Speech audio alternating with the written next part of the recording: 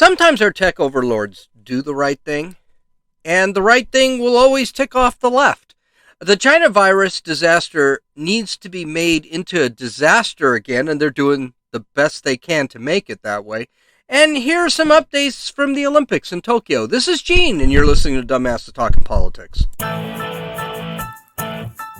Hey, welcome back to Dumbasses Talking Politics. This is Gene. All right, so let's get to it. So a good thing happened this week. And actually a good thing has been happening the last couple of weeks. And a better thing is happening next week. Jeff Bezos blasted into space yesterday, reaching about 65 miles above the Earth. It was a beautiful launch. I did watch it.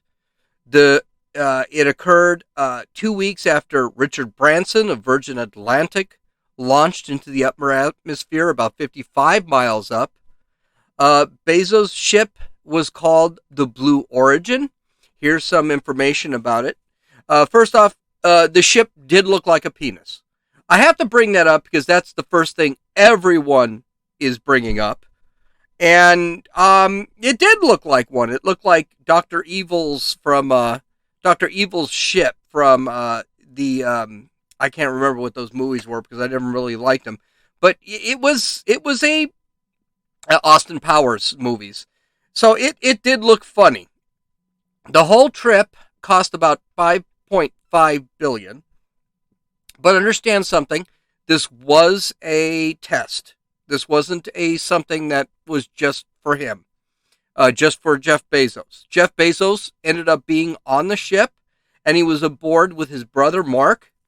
He was on board with a gal named Wally Funk. Yes, that's a woman.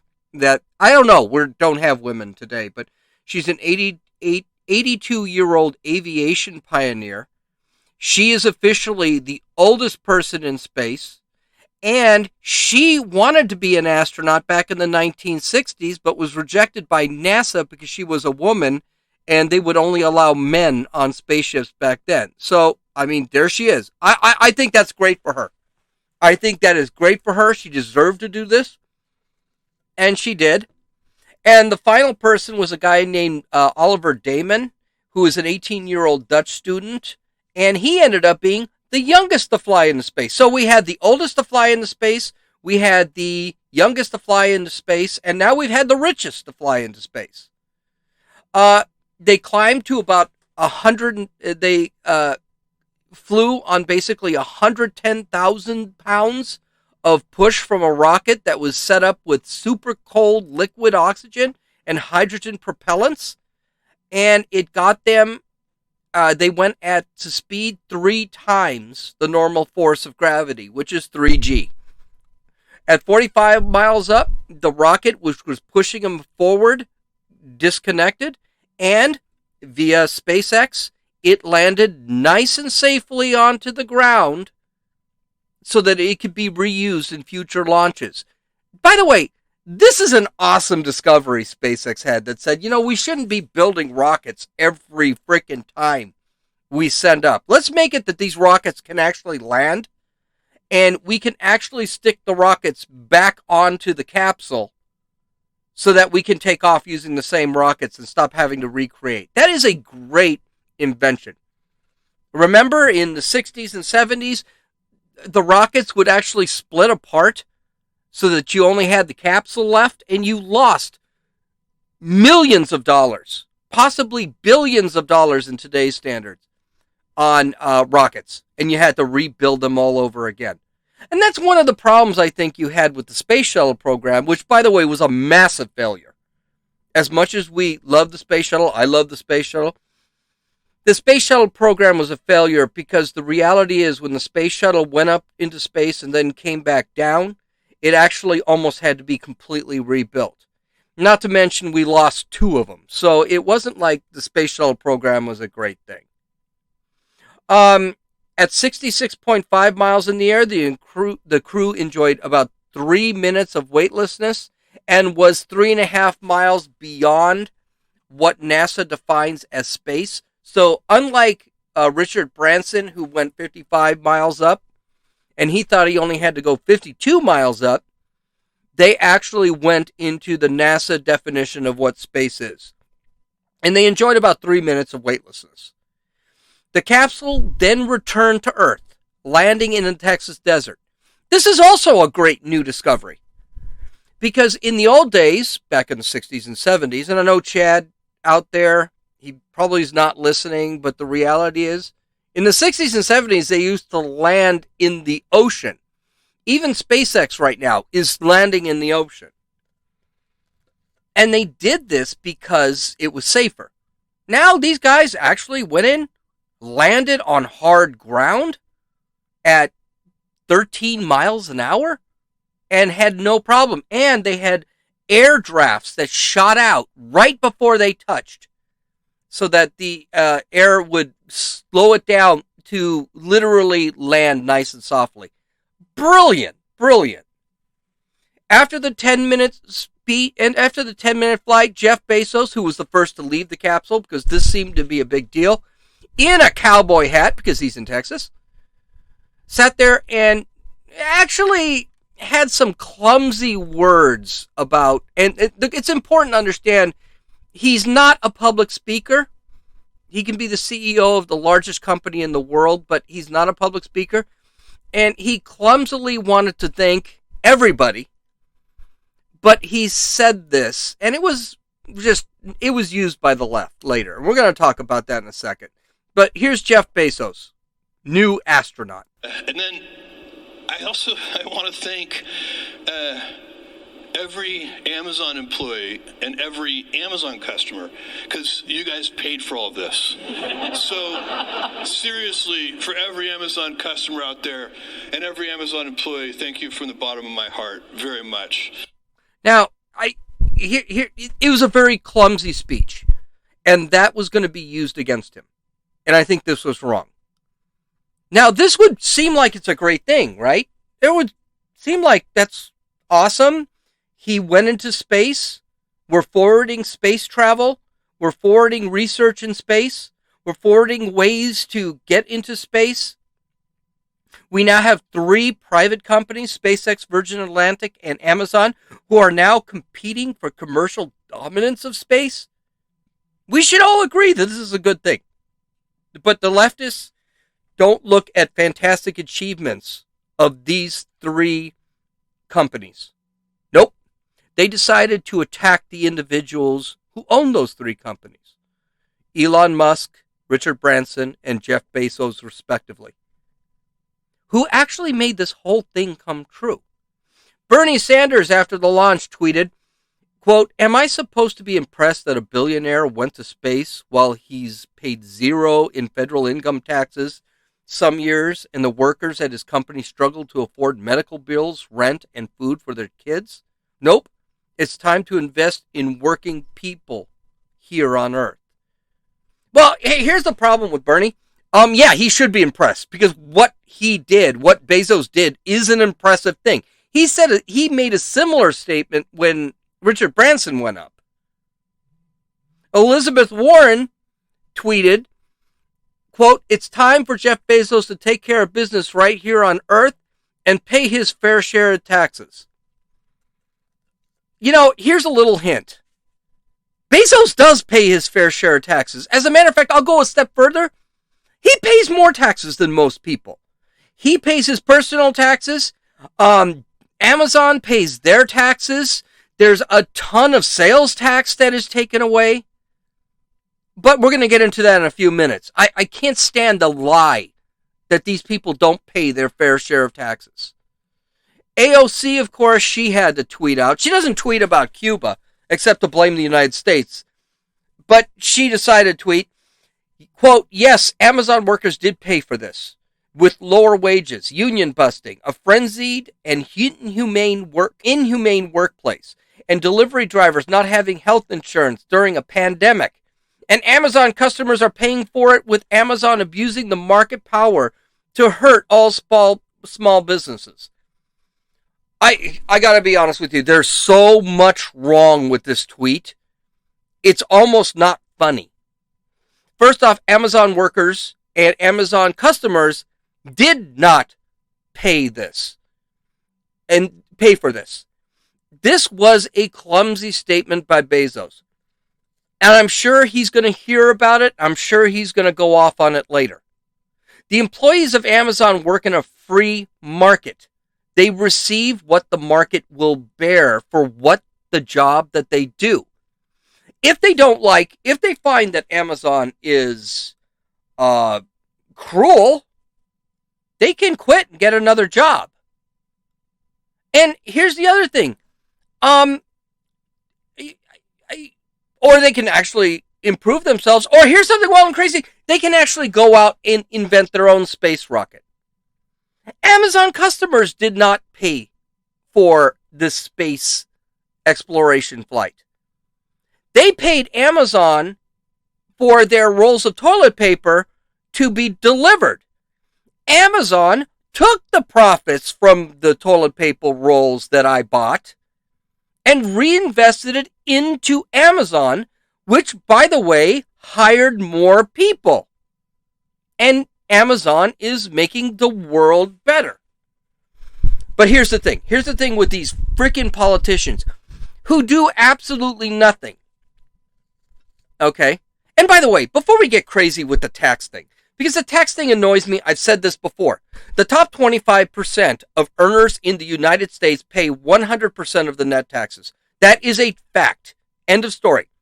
Jeff Bezos pays a ton of taxes. Just because Jeff Bezos makes a lot of money does not mean he does not pay his fair share of taxes. I guarantee you, Jeff Bezos himself is paying more taxes than probably 1 million people pay in 1 year. So the fair share thing, I'd love a definition of fair share. And he's not paying zero taxes.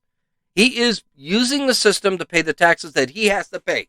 And by the way, that goes for Bill Gates, who I don't like.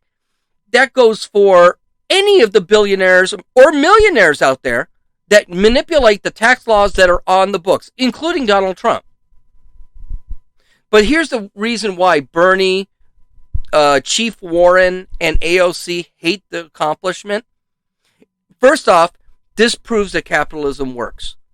Competition between private companies creates innovation and better technology. I'm going to say that again in the podcast, and I've already said this once in the podcast. Amazon's trying to be better than SpaceX. SpaceX is trying to be better than Virgin Atlantic and Amazon. You could tell when Bezos said, when Branson went up 2 weeks before Bezos. And then when Bezos said, yeah, but he's not going as high as I'm going, that's the competition that drives innovation to be better. And then you've got SpaceX and Elon Musk saying, okay, we need to do more to keep these guys down so that we are the primary competition in space. And this technology that the government, this is technology that the private sector is coming up with that the public sector, which is the NASA, could never come up with. Isn't that a good thing?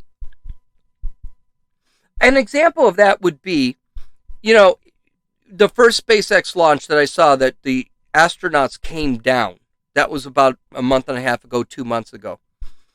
And one of the things when they asked Elon Musk about, he said that, well, it was they survived. Everything was fantastic. I'm very happy about that. But you know something? Between 6 and 7 minutes that they're coming down, we lost communication with the spacecraft. He goes, we need to fix that. We need to make it. That's the innovation that these guys think about, that NASA does not think about. They just assume that's the way. I never thought about that, but it's true. That these guys couldn't communicate at certain points. And Elon Musk is thinking, no, we should be able to communicate from start to finish. We should never lose communication with our astronauts. They also take away the profits that enabled this advanced technology, and I mean the liberal, the communist, socialist Democrats. They take away the profits that enable someone like Amazon or SpaceX or Virgin Atlantic to re-input into their system to create this technology. Let's not forget something. AOC wants the federal government to invest in high-speed rail. She wants to raise taxes, $95 trillion over 10 years, so that she can make a high-speed rail system?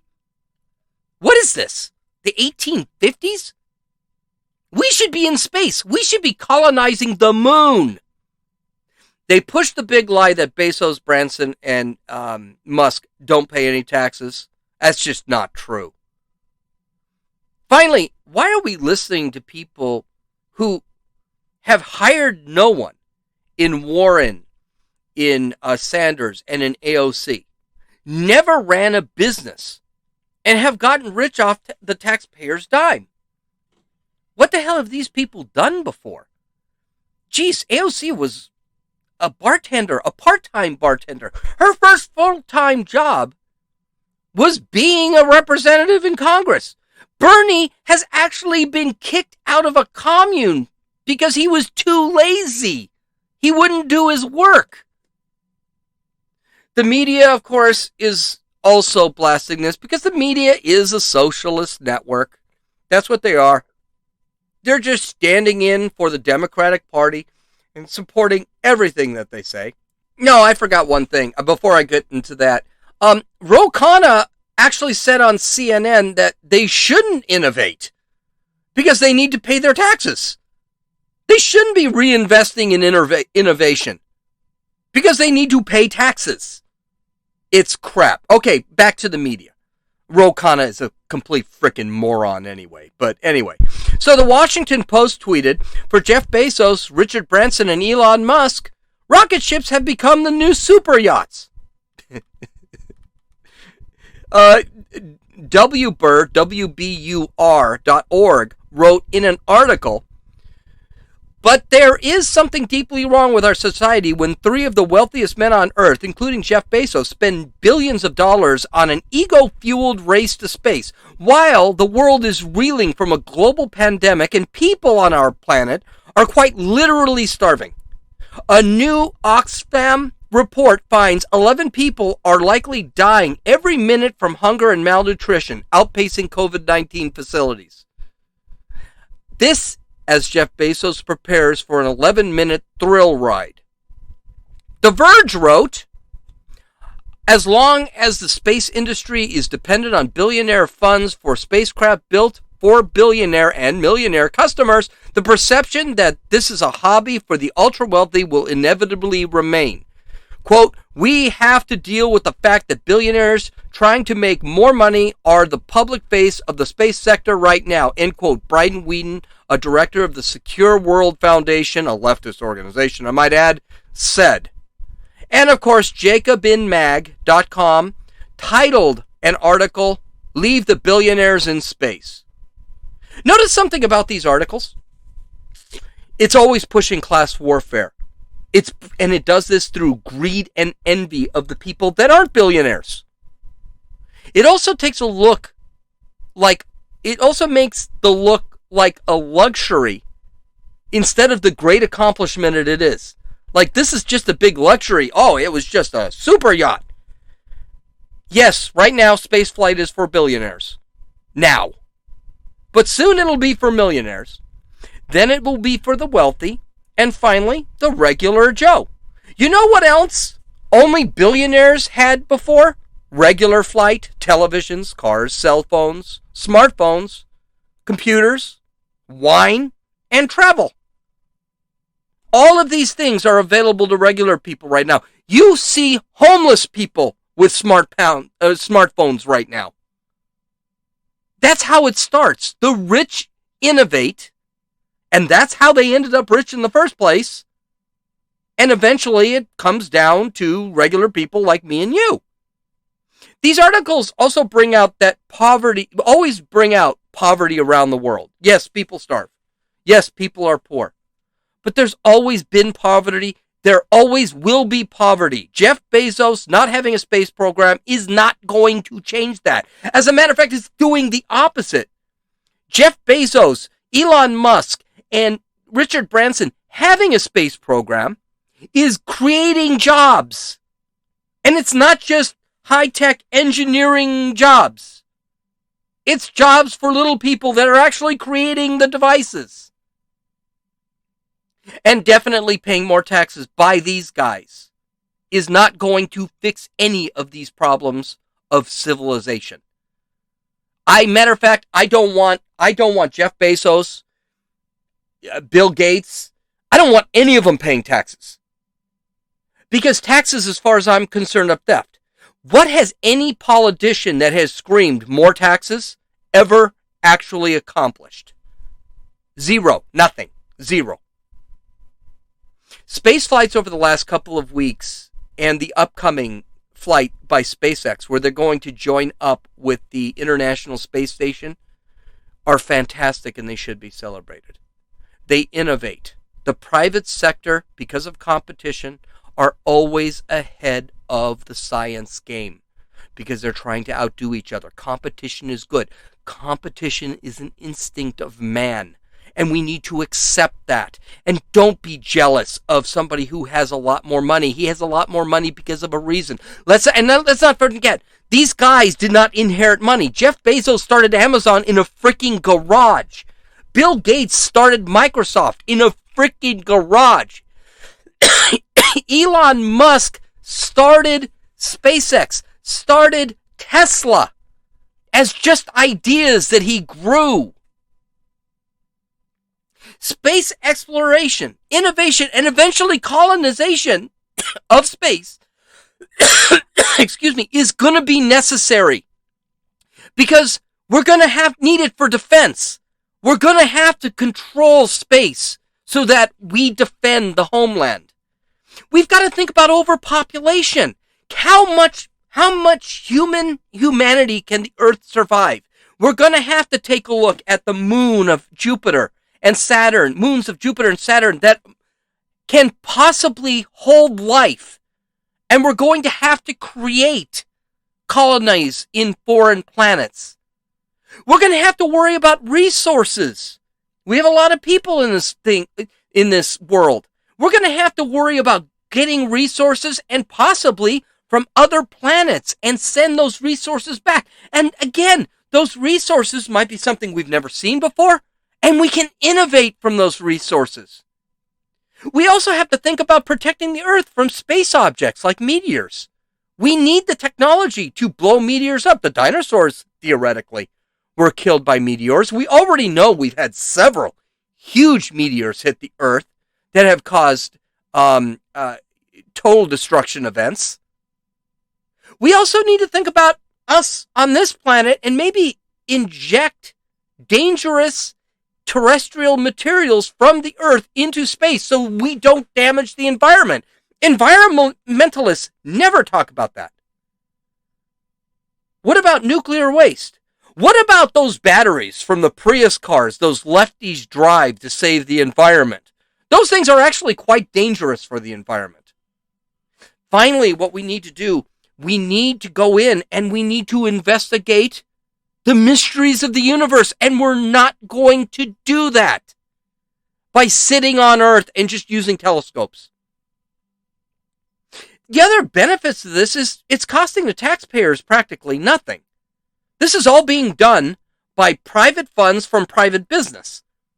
The government used to build the rocket ships, and they used to spend trillions, billions, if not trillions of dollars on this stuff. Well, now let the private business do it, and the government pays with tax money what they want. And the reality is it's probably going to be far more stable than anything the government's ever done, because the government sucks at everything. And this, again, I'm going to say this again, it proves that capital is awesome. Capitalism is awesome. Do you think that China is going to be able to compete with us in space with their government-run program? They can't. They won't. Sorry, shoot. They just reached the moon. They didn't put a man on the moon. They just put a spaceship on the moon. They just put a rover on Mars. I mean, to the point we're not even sure if they've actually been to the moon or Mars. We know they've been to Mars because our rover took pictures. Folks, we've been to Pluto. We've got a spaceship that is going beyond the solar system. Are we seriously going to think that China can keep up with us? This story reminds me why I'm a conservative. I'm not greedy or envious, and that makes me a happy person. I love capitalism, which makes me a happy person. I think our country is awesome and the best country in best civilization in human history. And I see Amazon, SpaceX, and Virgin Atlantic are doing, and that proves it to me. The left always has to see the badness and negativity in everything this country does. It's getting tired. It's getting old. It makes them look like a bunch of bitter, old, grouchy men. And the reality is, even that is controversial because there is no man, there is no woman, it's all fluid, blah, blah, blah, blah, blah. It's crap. I love this country. I love what they said. Okay, next story is, here's the thing, the problem with an emergency of any kind, where the government feels that emergency gives them the ability to take more power. Because the government, people in government, typically are power hungry. The problem for us is the government will gin up some reason to keep an emergency going, even if the emergency is over, just because they're trying to gain more power. And if the emergency ends, they have no reason to do what they're doing. That's what the government is trying to do with the China virus. The United States is now seeing that the Delta variant of the China virus is actually hitting the United States. Now, this variant is originated from India. It's far more contagious than the previous 3 variants, and even vaccinated people can catch it. This has led the government to start panicking again. Los Angeles is now requiring masks no matter if someone is indoors, no matter if someone is vaccinated or not. Now, the good news is the Los Angeles County Sheriff Department said we're not enforcing this rule. It goes against science. It's stupid. We're not going to do it. Schools in California are going to require all students to mask up in school, even though there is no evidence that the virus has passed from child to adult, and less than 350 kids under the age of 18 have died of the virus since the pandemic started. So basically, kids can get the virus, they probably can't pass the virus, and they're definitely not going to die of the virus. Colleges are going to require all students to be vaccinated, and children as young as 3 are recommended to wear a mask. Doesn't matter that studies have shown that CO2 levels in children rise when they wear masks all day, which is very bad for them. This is all BS. It is an attempt to keep this emergency going, even though it is over. And we can use the government's own actions to define that. I mean, let's face it. Gavin Newsom, Whitmer, Cuomo in New York, they all have violated their own edicts. In California on Tuesday, this is an example. This is science, by the way. The science they don't like. On Tuesday, there were 4,723 new China virus cases. Now, that's way up. At one point, we were down to like under 1,000. But how many people died? That's really the question. How many people are actually dying of this virus? 4. In California, 30 million people. 4 people have died of the virus. When the pandemic was in full swing, 2,000 people a day died. The hospitals are not being overrun in California, so there's no reason to start wearing masks or worry about people actually catching the virus. Research has shown that the vaccinated do not die of the Delta variant. They usually do not even show symptoms. The federal government doesn't want to be doesn't seem too concerned since they're letting illegal aliens with no vaccine or testing requirements into the country, and they're actually releasing them into the cities. We talked about that yesterday. A substantial number of people coming over the border are infected, and no one seems to care. And even the media is trying to curb those numbers. They're trying to say, no, the numbers are wrong. In communist countries like Cuba and the Soviet Union, the tyrants always claim to be in perpetual revolution. That's always justified their tyranny and made the people hold their heads up a little bit in patriotic pride, even though they're being repressed. That's what's happening when the government sits back and pushes a perpetual pandemic. They need to continue having the pandemic, just like the Cubans and the Soviets needed a revolution so that they can scream about how their power mongering and their tyranny and their repressive policies are justified. But what I'm really surprised about this whole thing is that no one is asking or even seemingly curious about where this virus came from and if the United States, specifically the NIH, actually financed it. Who heads the NIH, by the way? That love of the left, Anthony Fauci. Rand Paul, who is a real doctor, he's an optometrist, which is a very difficult medical profession to get into. It's up there with like brain surgeon or heart surgeon or veterinarian. Veterinarians are very difficult. He sat back and he thinks Fauci is full of crap.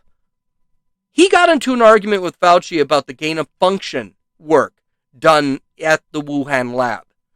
Fauci decided to use language, definitions, to actually deflect blame. The two ended up calling each other liars. Not a heck of a lot was accomplished by this, but it does embarrass Fauci, and Rand Paul did have kind of a better argument. Listen. Caused it. It no is one is molecularly. those virus caused the pandemic. What we're alleging is that gain of function research was going on in that lab, and NIH funded it. That you is can't not. get away from it. It meets your definition, and you are obfuscating the truth. I'm not obfuscating the truth. You are the one. Time is expired, but I will allow the witness to. Let me just finish. I want everyone to understand that if you look at those viruses, and that's judged by qualified virologists and evolutionary biologists, those viruses are molecularly impossible No one's to saying result they are. No in one's saying those viruses SARS-CoV-2. caused the pandemic. Senator Paul, We're saying they are gain-of-function viruses because they were they're not. animal viruses that became more transmissible in human, and you funded it. And won't you admit the truth. and you Senator implying Paul, your time has expired, and I will allow witnesses who come before this committee to respond. and you are implying that what we did was responsible for the deaths of individual. I totally resent could that. have been. And if And it anybody could is have been. lying here, Senator, it is you. If you watch the video, Fauci is nervous. He's flicking around a rubber band. His hand keeps shaking. He's getting angry, but I also think he's getting called out. The argument they had is about gain of function. Now, gain of function is when a virus is manipulated so that it takes on more qualities than it originally had. It's actually quite common for the creation of vaccines. What Rand Paul is arguing is that China used gain of function to make an animal virus, which is COVID-19 or the China virus, transmissible to humans. Now, he's not saying whether China did it on purpose or not. He just said they did it, and that's it. Fauci is, and he's saying that the United States actually gave China money to do this kind of thing. Now, Fauci is arguing that the molecules used for gain of function weren't responsible for the pandemic and weren't actually intended to create a more virulent virus. Basically, what Fauci is doing, he's not denying that they did gain of function to change it from an animal virus to a human virus.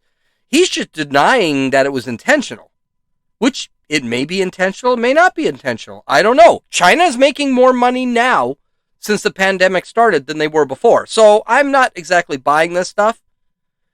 And I think Fauci is also covering his ass because from a perjury charge, because he did lie about this. And that information is coming out. Here's the thing. I don't think any of this matters. I think this is a waste of time. I'm thrilled that Rand Paul is making Fauci look like an ass. Because Fauci is an ass, and I really am tired of him running on CNN and MSNBC every day and making these grandiose claims about how deadly this disease is. I have just 3 questions. Was this virus created in a Chinese lab? I'm pretty sure it was. Every evidence says it was. And China has basically killed anyone who could testify to this. Did we fund that Chinese lab? Here's a newsflash. That's a big deal because China is the enemy. We're trying to make China into a friend. They're not. They are the enemy. And we're giving them money for creating possible biological weapons?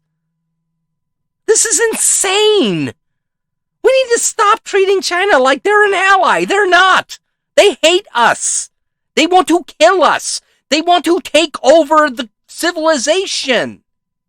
Finally, if it's proven that the China virus was created in a lab, and whether it was leaked accidentally or purposely, what's the global community going to do about it?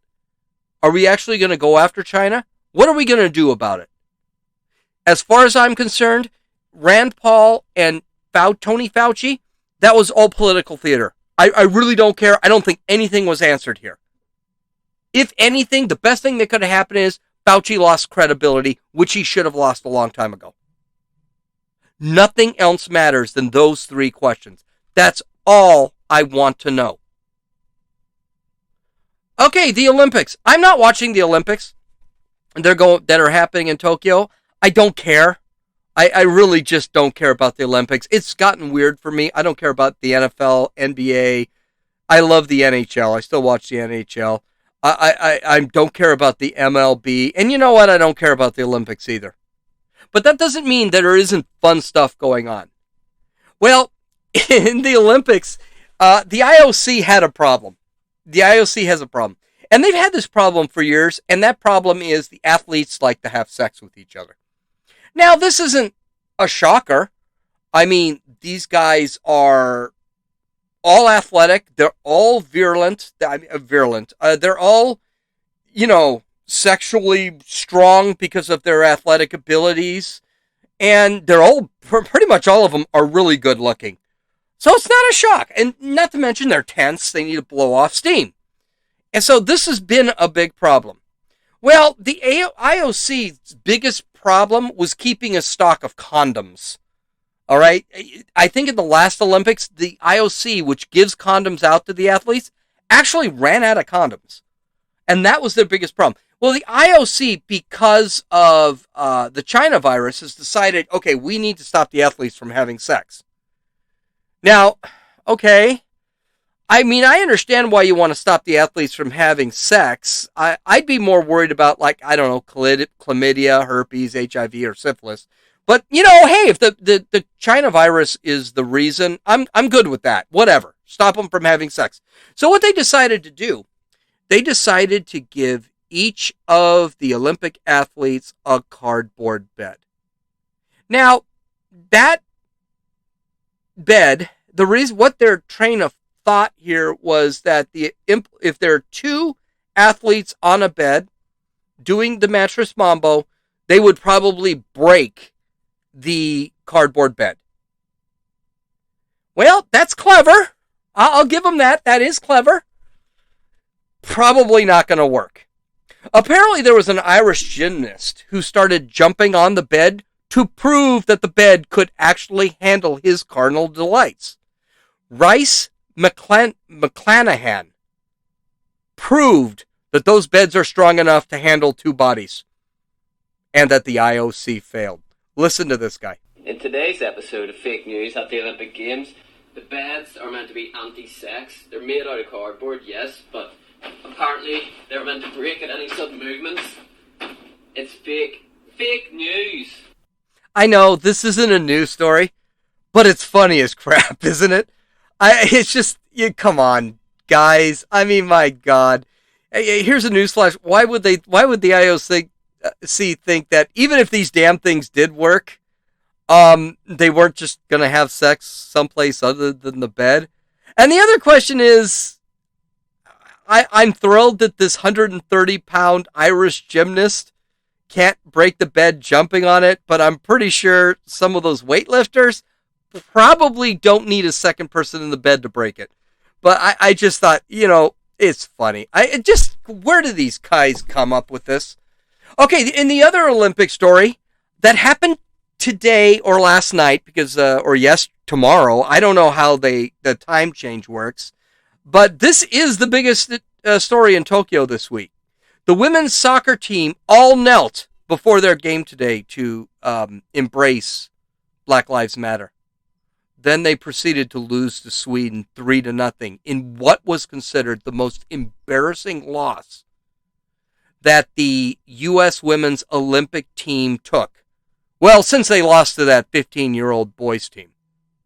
Good for them. And I've gotten garbage up for this on Twitter. Like, you should be rooting for the U.S. women's team, all U.S. teams, blah, blah, blah, blah, blah.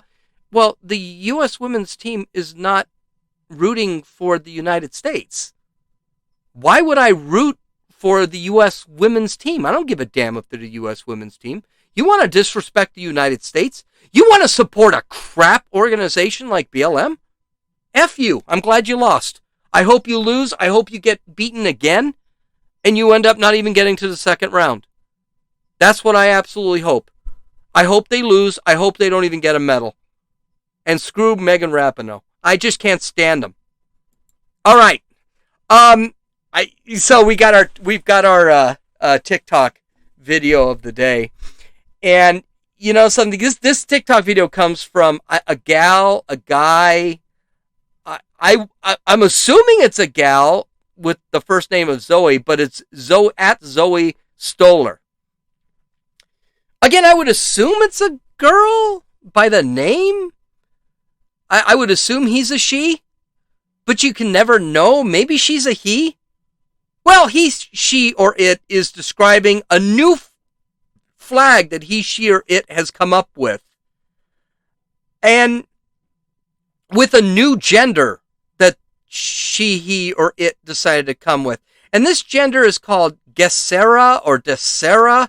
I have no idea. It makes no sense to me. But here it is. And wow. Wow. Just listen to this. This is the Gesera Pride flag. Gesera is a gender identity that's similar to being a girl, but it's on a completely different plane from the binary gender of woman. Gesera is commonly understood as a feminine gender, but you don't have to dress or appear feminine in order to identify with the term Gesera. The pink and blue on both ends of the pentagon represent the girl and boy genders, while the other colors in the middle represent the gender spectrum, and the green triangle is a visual representation of where Gesera falls on this gender spectrum. These guys are just making crap up now. They also don't really, you notice this, and you're going to hear some more videos. They're not going to define, they don't ever define anything. They have a tendency to use a bunch of multisyllabic words consecutively, but the whole thing ends up being a gender fluid anyway, which means any comprehensible definition could change at any moment. This is the big problem with these people. Here's the thing. This shows that our kids actually need some direction and maybe, I don't know, an accomplishment, a generational accomplishment. Now, you had the baby boomers had a ton of generational accomplishments. They had the World War. They landed on the moon, right? My generation, we saw the collapse of the Soviet Union. We saw 9/11. We saw the Cold War. We were always afraid a little bit of something. These people, they really need some sort of... I personally think we need a world war where this generation, these generations, the millennials on, they actually have to fight for something. They need something. Because apparently private industry going into space is not considered an accomplishment anymore. Or if we land on the moon, we've landed on Mars with their generation. Not Jeff Bezos, but Elon Musk is a millennial. I mean, he landed on Mars and no one seems to care. These kids have gotten spoiled, bored, and lazy. They don't appreciate anything. They don't appreciate our history. They don't appreciate our accomplishments. They don't appreciate anything. And this Zoe guy or gal or whatever it is just sitting around all day and making crap up so that he, she, it can do freaking TikTok videos making crap up. I gotta tell you something. I find it tragic. Okay, you can download or listen to this podcast on Apple Podcasts, Podcast Addict, YouTube, Stitcher, a bunch of Podbean and Rumble. You can visit my website at dumbassestalkingpolitics.com. I do have a ton of fun freaking links you can look at. Also, you can look at the videos. So if you want to see what the Zoe looks like and you want to see the Olympic athlete jumping on the plastic bed and you want to see Fauci look like an ass, take a visit. Okay, this is Gene. Welcome. I hope you had a good time. See you tomorrow. Or not tomorrow. Tomorrow's Thursday. I'm probably going to be off tomorrow. See you Friday. This is Gene, and you've listened to Dumbasses Talking Politics.